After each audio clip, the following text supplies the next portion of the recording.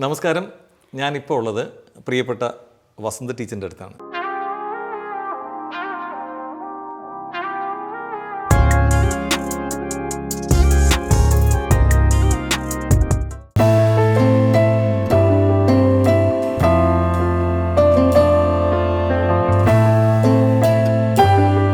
ഒരുപാട് വർഷത്തെ കുട്ടികളെ പഠിപ്പിച്ചുള്ള ഒരു എക്സ്പീരിയൻസ് ഉള്ള എൻ്റെ പ്രിയപ്പെട്ട ടീച്ചറിനോടൊപ്പം കുറച്ച് നേരം നിങ്ങളോട് സംവാദം നടത്തുകയാണ്. ടീച്ചർ എന്ന് പറയുമ്പം നമുക്ക് സ്വാഭാവികമായിട്ടും ഒരുപാട് വർഷത്തെ അഗാധമായ ഒരു ബന്ധമാണ് ടീച്ചറിൽ ഉണ്ടാകുന്നത്. ടീച്ചർ ഏത് വർഷമാണ് ഒരു അധ്യാപികയായി ജോയിൻ ആകുന്നത്? ഞാൻ 1976 ഡിസംബർ 1-ാം തീയതിയാണ് നെടുമങ്ങാട് ബോയ്സ് സ്കൂളിലാണ് ഫസ്റ്റ് അപ്പോയിൻമെൻറ്റ്. അവിടാണ് ഞാൻ ആദ്യമായിട്ട് അധ്യാപികയായിട്ട് ജോയിൻ ചെയ്യുന്നത്. അപ്പം ആ സമയത്തൊക്കെ നെടുമങ്ങാട് ബോയ്സ് സ്കൂൾ വളരെ പ്രൗഢമായ, അതായത് ഒരുപാട് കുട്ടികളുണ്ടായിരുന്ന ഒരു സ്കൂളായിരുന്നില്ലേ? നെടുമങ്ങാട് ബോയ്സ് സ്കൂൾ എന്ന് പറഞ്ഞിരുന്നാൽ ഞാൻ പന്തളത്തുകാരിയാണ്. പന്തളമാണ് എൻ്റെ വീട്. അപ്പോൾ പന്തളത്ത് നിന്ന് ഇപ്പം നെടുമങ്ങാട് നിന്നും നമ്മൾ അങ്ങനെ കേട്ടിട്ട് പോലില്ലായിരുന്നു. അപ്പോൾ നെടുമങ്ങാട് സ്കൂളിൽ PSC എന്നുള്ള ഫസ്റ്റ് അപ്പോയിൻമെൻ്റ് ആയപ്പോൾ ബോയ്സ് സ്കൂളാണെന്ന് അറിഞ്ഞപ്പോഴും ഒരു ആദ്യമേ ഒരു ഭയപ്പാടുണ്ടായിരുന്നു, എങ്ങനെയാണ് എന്തുവാണെന്നൊക്കെ ഉള്ളത്. അപ്പോൾ എന്തായാലും അവിടെ ചെന്ന് കഴിഞ്ഞപ്പോഴത്തേക്ക് എല്ലാം സീനിയർ ടീച്ചേഴ്സും ഒക്കെ ആയിരുന്നു. അപ്പോൾ ആദ്യമേ കുട്ടികളെയൊക്കെ കണ്ടപ്പോൾ എനിക്കൊരു ഭയപ്പാടായിരുന്നു. എല്ലാം വലിയ കുട്ടികളും എന്നോടൊപ്പം തന്നെ പ്രായമുള്ള തന്നെ കുട്ടികളുണ്ടായിരുന്നെന്ന് എനിക്ക് തോന്നുന്നു. എന്തായാലും അവരുടെ ആ സ്നേഹത്തിൻ്റെ മുമ്പിൽ എനിക്ക് എൻ്റെ ജീവിതം വളരെ നന്നായിട്ട് അവിടെ പോകാൻ കഴിഞ്ഞു. എത്ര വർഷം ബോയ്സ് സ്കൂളിലുണ്ടായിരുന്നു? ബോയ്സ് സ്കൂളിൽ ഞാൻ 16 വർഷം ഉണ്ടായിരുന്നു. 76 തൊട്ട് 92 വരെയും ഞാൻ നെടുമങ്ങാട് ബോയ്സ് സ്കൂളിലായിരുന്നു. എൻ്റെ സത്യം പറഞ്ഞാൽ എൻ്റെ ഒരു തറവാടാണെന്ന് പറയാം നെടുമങ്ങാട് ബോയ്സ് സ്കൂൾ. അത് കഴിഞ്ഞ് ഞാൻ ആകെ 2 സ്കൂളിലെ ടീച്ചറായിട്ട് ഇരുന്നിട്ടുള്ളൂ. ഒന്ന് നെടുമങ്ങാട് ബോയ്സ് സ്കൂളിലും പിന്നെ ഞാൻ വരുന്നത് കോട്ടൺ ഹിൽ സ്കൂളിലേക്കാണ്. അപ്പോൾ കോട്ടൺ ഹിൽ സ്കൂൾ എന്ന് പറയുമ്പോൾ ഞാൻ ആദ്യമേ ഈ തിരുവനന്തപുരത്ത് വരുന്നത് തന്നെ എൻ്റെ ഒരു PSC ടെസ്റ്റ് എഴുതാനായിട്ട് അച്ഛൻ്റെ കൂടെ കോട്ടൺ ഹിൽ സ്കൂളിൽ വന്നു. അപ്പോൾ ഞാൻ അന്ന് BEd കഴിഞ്ഞതാണ്. അപ്പോൾ കോട്ടൺ ഹിൽ സ്കൂളിൽ വന്നപ്പോഴത്തേക്ക് BEd കഴിഞ്ഞ് ആ പരീക്ഷ എഴുതാൻ വന്നപ്പോൾ ഞാൻ മനസ്സിലിങ്ങനെ വിചാരിച്ചു, ഈശ്വര എനിക്കും ഇതുപോലെ ഈ സ്കൂളിലൊന്ന് ജോലി ചെയ്യാൻ പറ്റിയിരുന്നെങ്കിൽ. പിന്നെ ഞാൻ വിചാരിച്ചു, എവിടെ കിട്ടാനാണ്, ഞാൻ പന്തളത്ത് കിടക്കുന്ന എന്നെ എങ്ങനെ തിരുവനന്തപുരത്ത് വരാനാണ്. അങ്ങനെയാണ് ഞാൻ അന്നാണ് ആദ്യമായിട്ട് തലസ്ഥാനം കാണുന്നത് തന്നെ. അങ്ങനെ ആയിരുന്നു എൻ്റെ തുടക്കം. ഈ സ്കൂൾ വിദ്യാഭ്യാസം എവിടെയായിരുന്നു? സ്കൂൾ വിദ്യാഭ്യാസം എല്ലാം പന്തളത്തായിരുന്നു. കോളേജ് BSc സുവോളജി ആയിരുന്നു. ഞാൻ ബയോളജി ടീച്ചറായിരുന്നു. പിന്നെ BEd പഠിച്ചതും അവിടാണ്. 1-ാം ക്ലാസ് തൊട്ടേ എല്ലാം പന്തളം തന്നെയാണ്. പന്തളത്തുമായിട്ട് ഒരുപാട് ആത്മബന്ധം ഉണ്ടായിരുന്നു അല്ലേ? തീർച്ചയായിട്ടും പന്തളമായിട്ട് ഇപ്പോഴും ഞാൻ ആ പന്തളം എന്ന് പറയുമ്പോഴത്തേക്ക് എനിക്കതൊരു പ്രത്യേക ഒരു സ്നേഹം തന്നെയാണ്. പന്തളത്തുകാരെ കാണുമ്പോഴും അതുപോലാണ്. അങ്ങനെ ഞങ്ങൾ തിരുവനന്തപുരത്തുള്ളവരെ പന്തളത്തുള്ളവരെ പന്തളീയെന്നും പറഞ്ഞൊരു സംഘടനയും തുടങ്ങിയിട്ടുണ്ട്. പന്തളത്തുള്ള കുട്ടികളെ ഇവിടെ കൊണ്ടുവന്ന് ഞങ്ങൾ അവാർഡൊക്കെ കൊടുക്കാറുണ്ട്. അത് ശരി. ഈ നെടുമങ്ങാട് ബോയ്സ് സ്കൂളിലേക്ക് ജോയിൻ ചെയ്ത് കുറച്ച് ഈ പറയും പോലെ വലിയ വലിയ കുട്ടികൾ, അപ്പം അവരെയൊക്കെ പഠിപ്പിക്കാൻ തുടങ്ങിയപ്പോൾ എന്തായിരുന്നു മനസ്സിലുള്ളൊരു ഇത്? അവിടെ അന്നൊക്കെ ആണെങ്കിൽ ഈ കുട്ടികളെ നമ്മൾ പഠിച്ചില്ലെങ്കിൽ അടിക്കുകയും ഒക്കെ ചെയ്യുമായിരുന്നല്ലോ. അപ്പോൾ അന്ന് ഞാൻ എൻ്റെ ക്ലാസ്സിലെ ഒരു കുട്ടിയെ ഞാൻ ബയോളജിയുടെ, എനിക്ക് നല്ല ഓർമ്മയാണ്, ബ്രെയിനിൻ്റെ പടം വരയ്ക്കാനായിട്ട് പറഞ്ഞു. അപ്പം പടം വരച്ചുകൊണ്ട് വന്നില്ല. അപ്പോൾ പിറ്റേന്ന് പടം വരച്ചുകൊണ്ട് വരാതിരുന്നപ്പോൾ ഞാൻ അതിനെ ഒരു അടിച്ചപ്പോഴേ എൻ്റെ ക്ലാസ് ടീച്ചർ എന്നോട് വന്ന് പറഞ്ഞു, വസന്ത ആ കുട്ടിയെ, ഞാൻ പേര് പറയുന്നില്ല, ആ കുട്ടിയെ അടിച്ചില്ലേ, നോക്കിക്കേ അതിൻ്റെ ഡേറ്റ് ഓഫ് ബർത്ത്. ആ ഡേറ്റ് ഓഫ് ബർത്ത് നോക്കിയപ്പോൾ എന്നേക്കാളും ഒരു വയസ്സിന് മൂത്തതായിരുന്നു.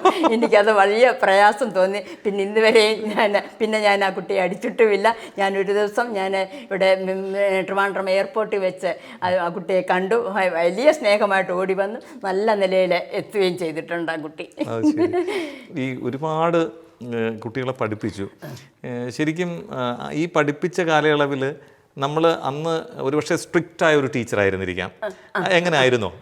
ഞാൻ സ്ട്രിക്റ്റ് എന്ന് പറഞ്ഞാൽ പിള്ളേർ പഠിക്കുകയും വേണം. എനിക്ക് അവരോട് നല്ല സ്നേഹമായിരുന്നു, നല്ല സ്നേഹമായിരുന്നു എനിക്ക്. എന്ന് വെച്ചാൽ കുട്ടികൾക്കും എന്നോട് അതുപോലെ നല്ല സ്നേഹമായിരുന്നു.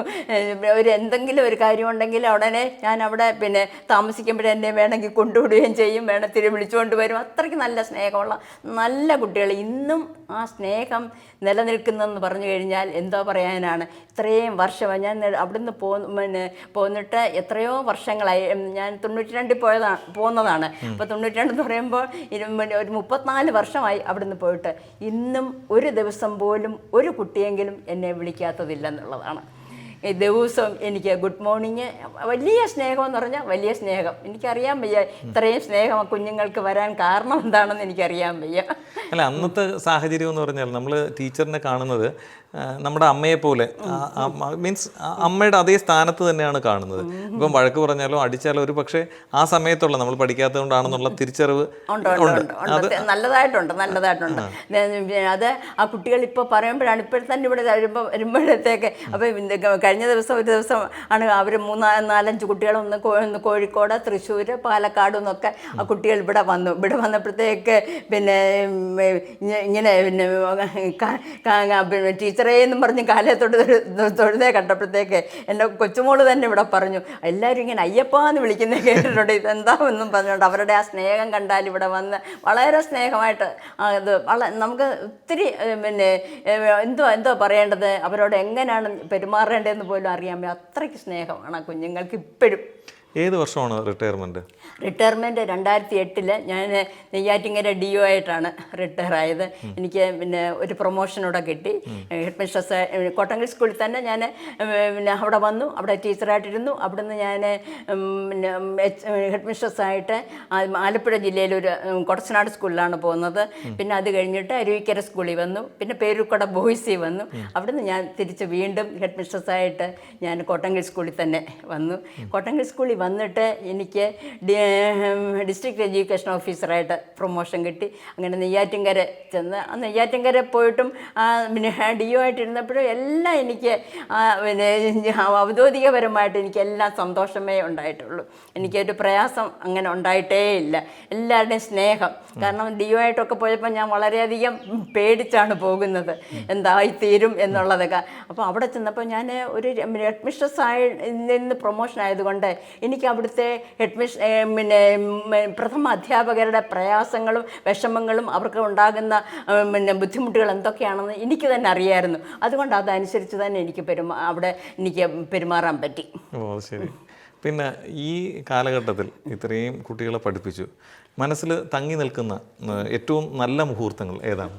എൻ്റെ ഏറ്റവും നല്ല മുഹൂർത്തം എന്ന് പറയുന്നത് ഞാൻ കോട്ടങ്കൽ സ്കൂളിലെ ഒത്തിരി ഡിവിഷനാണുള്ളത്, ഒരുപാട് കുട്ടികളുണ്ടായിരുന്നു. ഞാൻ പോകുമ്പോൾ അവിടെ 10 ഇസഡ് വരെയുണ്ട്. അപ്പോൾ 10 VA ക്ലാസ് ടീച്ചറാണ് ഞാൻ. അപ്പോഴേ എൻ്റെ ക്ലാസ്സിലെ എല്ലാ വർഷവും ഒരു റാങ്ക് കാണും. അന്നൊക്കെ റാങ്കാണ്, ഗ്രേഡ് അല്ലായിരുന്നു. അപ്പോൾ എല്ലാവരും പറയും V for victory, V for വസന്ത എന്നൊക്കെ പറയും. 98 എൻ്റെ ക്ലാസ്സിലെ കുട്ടിക്കായിരുന്നു SLCക്ക് ഫസ്റ്റ് റാങ്ക്, രശ്മി രാജേന്ദ്രൻ. എനിക്കത് വലിയ സന്തോഷമുണ്ടായ ഒരു സംഭവമായിരുന്നു. അന്ന് ഞാൻ പന്തളത്തായിരുന്നു. അപ്പോൾ ഈ വിവരം അറിഞ്ഞ ഉടൻ തന്നെ ഞാൻ പെട്ടെന്ന് കോട്ടങ്കൽ സ്കൂളിലേക്ക് വന്നു. അങ്ങനെ രശ്മി രാജേന്ദ്രന് ഇപ്പോഴും ആ മോള് ബാംഗ്ലൂരിലാണ്. എന്നെ എപ്പോഴും നാട്ടിൽ വന്നാലും എന്നെ വന്ന് മക്കളുമായിട്ട് വന്ന് എന്നെ കാണുകയും ചെയ്യും. ആ ഒരു സന്തോഷം എനിക്ക് ഇതാണ്. പിന്നെ എൻ്റെ ക്ലാസ്സിലെ ഒരു കുട്ടിയാണ് ശ്രീ പാർവതി. ആ പാർവതി IRS കിട്ടി. അങ്ങനെ കുട്ടികളെല്ലാം നല്ല നല്ല നിലയിൽ എത്തുമ്പോഴത്തേക്ക് നമുക്ക് വലിയ സന്തോഷം. അതുപോലെ നെടുമങ്ങാട് ബോയ്സിലെ കുട്ടികളും എല്ലാവരും നല്ല നിലയിലാണ് അവരെത്തിയിരിക്കുന്നത്. അപ്പോൾ അവരൊക്കെ വന്ന് അപ്പോൾ അപ്പൂപ്പനൊക്കെ ആയിട്ട് എന്നെ വിളിച്ച് ആ സന്തോഷം അറിയിക്കുമ്പോഴേ അവരുടെ മക്കളുടെ കൊച്ചുമക്കളുടെ കല്യാണത്തിന് വിളിക്കുക, പിന്നെ അവരുടെ അപ്പൂപ്പനായെന്ന് പറയുക, അതൊക്കെ എനിക്ക് വലിയ സന്തോഷം ഉണ്ടാക്കുന്ന ഓരോ അനുഭവങ്ങളായിരുന്നു. അതിലും അവിടെ നല്ല നിലയിൽ പോയ കുട്ടികൾ ഒരുപാടുണ്ട്. പ്രത്യേകിച്ച് ഞാൻ പേരെടുത്ത് പറയുന്നില്ലെന്നേ ഉള്ളൂ. ഇത്രയും നല്ല അവരെല്ലാം നല്ല നിലയിലാണ്. ഈ കാലഘട്ടത്തിലൂടെ ഇങ്ങനെ കടന്നു പോകുമ്പോൾ എപ്പോഴെങ്കിലും നമുക്ക് തിരിഞ്ഞു നോക്കുമ്പോൾ നമ്മുടെ അന്ന് പഠിപ്പിച്ചിരുന്ന കാലഘട്ടത്തിൽ ആ ഒരു സ്നേഹമാണോ ഏറ്റവും ബെസ്റ്റായിട്ട് തോന്നുന്നത്, അത് ഇന്നത്തെ കാലഘട്ടത്തിലാണോ? അത് കാലഘട്ടത്തിൻ്റെ വ്യത്യാസം എന്ന് പറയാതിരിക്കാൻ. അന്നത്തെ കാലഘട്ടം എന്ന് പറയുമ്പോഴത്തേക്ക് കുട്ടികൾക്ക് പിന്നെ നേരത്തെ പിന്നെ പറഞ്ഞതുപോലെ പിന്നെ ടീച്ചർ എന്ന് പറയുന്നത് ഒരമ്മയും എല്ലാമാണ്. ആ വീട്ടിലെ എന്ന് പറഞ്ഞു കഴിഞ്ഞാൽ വീട്ടിലെ പിന്നെ അമ്മമാരോട് പറയാത്ത കാര്യങ്ങൾ പോലും നമ്മളോടാണ് വന്ന് പറയുന്നത്. ഇന്നത്തെ കാലഘട്ടം എന്ന് പറയുമ്പോഴത്തേക്ക് കുട്ടികൾക്ക് പിന്നെ എന്തറിവ് വേണമെങ്കിലും നമ്മളോടാണ് അവർക്ക് സംശയമുള്ളതൊക്കെ വന്ന് ചോദിക്കുന്നത്. ഇന്നത്തെ കുട്ടികൾക്കാണെങ്കിൽ അവർക്ക് അറിവ് നേടാനൊക്കെ വെറും വിരൽത്തുമ്പുകൾ മതിയാവും. കാരണം അവർക്ക് എല്ലാ ടെക്നോളജിക്കലായിട്ട് അങ്ങ് വളരെ ഉയർച്ച ഉണ്ടായതോടെ ഏത് കാര്യങ്ങളും അവർക്ക് അപ്പോഴപ്പോഴും അറിയാനായിട്ട് സാധിക്കും. ആ ടീച്ചേഴ്സിനെ അത്രയും അവർക്ക് ഡിപ്പെൻഡ് ചെയ്യേണ്ടതായിട്ട് വരുന്നില്ല. പിന്നെ സ്നേഹമെന്ന് പറയുന്നത് അത് വീട്ടിൽ വളർത്തുന്നതനുസരിച്ച് ഇപ്പോൾ നമ്മുടെ കുഞ്ഞുങ്ങളെ ആ സ്നേഹമായിട്ടും ആ പിന്നെ ടീച്ചേഴ്സിനെ ബഹുമാനിക്കുന്ന രീതിയൊക്കെ നമ്മൾ വീട്ടിൽ നിന്ന് പറഞ്ഞു കൊടുക്കുമ്പോൾ അതേ രീതിയിൽ തന്നെ ആ കുഞ്ഞുങ്ങൾ വരും. പിന്നെ എന്തെങ്കിലും വീട്ടിലെന്തെങ്കിലും പ്രശ്നങ്ങളോ അങ്ങനെയൊക്കെ ഉണ്ടെങ്കിൽ മാത്രമേ അവർ മറ്റൊരു രീതിയിലേക്ക് പോകുള്ളൂ. പിന്നെ ഇപ്പോൾ നമ്മൾ ലഹരി വസ്തുക്കൾക്കൊക്കെ കുട്ടികൾ അടിമയാകുന്നെന്ന് പറയുന്നല്ലോ. അപ്പോൾ അങ്ങനെയൊക്കെയുള്ള കൂട്ടുസെറ്റിൽ അവർ പോയി കഴിഞ്ഞാൽ അവരെ തിരിച്ചെടുക്കാൻ പാടായി വരും. ഞാൻ പറയും 12 തൊട്ട് 20 വയസ്സെന്ന് പറയുന്ന അഡോളസൻറ്റ് സ്റ്റേജാണ്. ആ സമയത്ത് അവർക്ക് ഏറ്റവും ഇഷ്ടം എന്ന് പറയുന്നത് കൂട്ടുകാരാണ്. നല്ല കൂട്ടുകാരല്ല എങ്കിൽ അവർക്കുണ്ടാകുന്ന ആ പിന്നെ മോശപ്പെട്ട കൂട്ടുസെറ്റിലേക്ക് പോയി കഴിഞ്ഞാൽ അവർ വഴിതെറ്റാൻ അവസരമാണ്. അത് നമ്മൾ പ്രത്യേകം വീട്ടിൽക്കാർ തന്നെ ശ്രദ്ധിക്കണം എന്നാണ് എനിക്ക് പറയാനുള്ളൊരു അഭിപ്രായം. കാരണം ആ രീതിയിലെ ഒരിക്കലും ഒരു കുട്ടിയും വീട്ടിലെ ഇതുകൊണ്ടായിരിക്കത്തില്ല പിന്നെ മോശമായിട്ടും ഇങ്ങനെയുള്ള ലഹരി വസ്തുക്കൾക്ക് അടിമയാകുന്നൊന്നും അങ്ങനെ കൂട്ടുസെറ്റിൽ നിന്ന് വരുന്നത് പ്രത്യേകം ശ്രദ്ധിക്കേണ്ടതാണ്. ഏത് വർഷമായിരുന്നു വിവാഹം? എൻ്റെ കല്യാണം 1975 കല്യാണം, 76 തന്നെ എനിക്ക് ജോലി കിട്ടുകയും ചെയ്തു. B.Ed കഴിഞ്ഞ ഉടനെ കല്യാണമായിരുന്നു. പിന്നെ 76 തന്നെ എനിക്ക് ജോലിയും കിട്ടി. സാറ് എവിടെ വർക്ക് ചെയ്യായിരുന്നു? അന്ന് കേരള ഓട്ടോമൊബൈൽസിലായിരുന്നു. അദ്ദേഹം മെക്കാനിക്കൽ എഞ്ചിനീയർ ആയിരുന്നു. പിന്നീട് അദ്ദേഹം അങ്ങ് സൗദിയിലേക്ക് പോയി. അവിടെ പിന്നെ മെക്കാനിക്കൽ എഞ്ചിനീയറായിട്ട് വർക്ക് ചെയ്തിട്ട് നാട്ടിലേക്ക് തിരിച്ചു. മക്കളുടെയൊക്കെ കല്യാണമായി. എനിക്ക് 2 മോളുമാരാണ്. അതിലെ മൂത്ത മോള് പിന്നെ ഇവിടെ ദുബായിലാണ്. അവിടെ ഒരു ഇൻ്റർനാഷണൽ സ്കൂളിൽ വർക്ക് ചെയ്യുന്നു. ഹസ്ബൻഡ് അവിടെ കമ്പ്യൂട്ടർ എഞ്ചിനീയറാണ്. പിന്നെ അതിന് ഒരു മോള് അവിടെ BSc സൈക്കോളജി അവിടെ തന്നെ കോളേജിൽ പഠിക്കുന്നു. രണ്ടാമത്തെ മോള് കേരള സ്റ്റേറ്റ് റൂട്രോണിക്സിലാണ് വർക്ക് ചെയ്യുന്നത്. അതിൻ്റെ ഹസ്ബൻഡ് IOBയിലെ സീനിയർ മാനേജറാണ്, സ്റ്റാച്യുവിലാണ്. പിന്നെ അതിന് ഒരു മോള് കൊച്ചുമോള് +2 കഴിഞ്ഞു. ഇതൊക്കെയാണ് ജീവിതത്തിലുള്ള, അതായത് എൻ്റെ എന്ന് പറയുന്ന എൻ്റെ മക്കൾ, എൻ്റെ ഭർത്താവ്. അതെ, അത് വേറെ ഈശ്വരൻ അനുഗ്രഹിച്ച് അങ്ങനെ ഒരു പിന്നെ പ്രയാസമായിട്ടൊരു സന്തോഷമായിട്ടുള്ള ജീവിതം. പിന്നെ എൻ്റെ കാര്യം പറഞ്ഞിരുന്നത് ഞാൻ എൻ്റെ വീട്ടിൽ തന്നെ ഒരു ടീച്ചറായിരുന്നു എന്ന് പറഞ്ഞു കഴിഞ്ഞാൽ ഞങ്ങൾ 9 പേരാണ്, 9 മക്കളാണ്. അപ്പോൾ എൻ്റെ ഇളയ 3 അനിയത്തിമാർ ഇവരെ എല്ലാം പഠിപ്പിക്കുന്നത് ഞാനായിരുന്നു. അങ്ങ് അവിടെ വെച്ച് ടീച്ചിങ് തുടങ്ങിയതാണ്. കാരണം ഇത്രയും കുട്ടികളെയും വൈകിട്ട് അവരുടെ ഹോംവർക്ക് എഴുതിച്ച് അവരെ എല്ലാം ഇരുത്തി പഠിപ്പിച്ചതിന് ശേഷം മാത്രമാണ് ഞാൻ പഠിക്കുന്നത്. ഞാൻ രാത്രിയിൽ 2 മണിവരെ 3 മണിവരെയൊക്കെ ഇരുന്നാണ് ഞാൻ പഠിക്കുന്നത്. അപ്പോൾ അത്രയും കഷ്ടപ്പെട്ട് എല്ലാം ഞാൻ പഠിച്ചത് കൊണ്ടായിരിക്കാം ഈശ്വരൻ എനിക്ക് ഇത്രയും നല്ലൊരു നിലയിൽ എത്തിക്കാൻ കഴിഞ്ഞതെന്ന് ഞാൻ വിശ്വസിക്കുന്നു. തീർച്ചയായിട്ടും ഒരുപാട് സന്തോഷം. ടീച്ചർ പൊതുവേ നല്ല വാചാലമായി സംസാരിക്കുന്നൊരു ഇതാണ്. അത് അധ്യാപനത്തിലായിരുന്നാലും പേഴ്സണലായിട്ട് നമ്മൾ ഇൻട്രാക്ട് ചെയ്യുമ്പോഴായിരുന്നാലും. കാരണം എനിക്ക് ടീച്ചറിന് എൻ്റെ ജീവിതത്തിലുള്ള അനുഭവത്തിലൂടെ എനിക്കറിയാം ടീച്ചർ നന്നായി സംസാരിക്കും, വളരെ പോസിറ്റീവ് വൈബാണ്. ഇത്രയും സമയം ടീച്ചർ നമ്മളോടൊപ്പം സഹകരിച്ചതിന് ഒരുപാട് നന്ദി. വീണ്ടും നമുക്ക് കാണാം.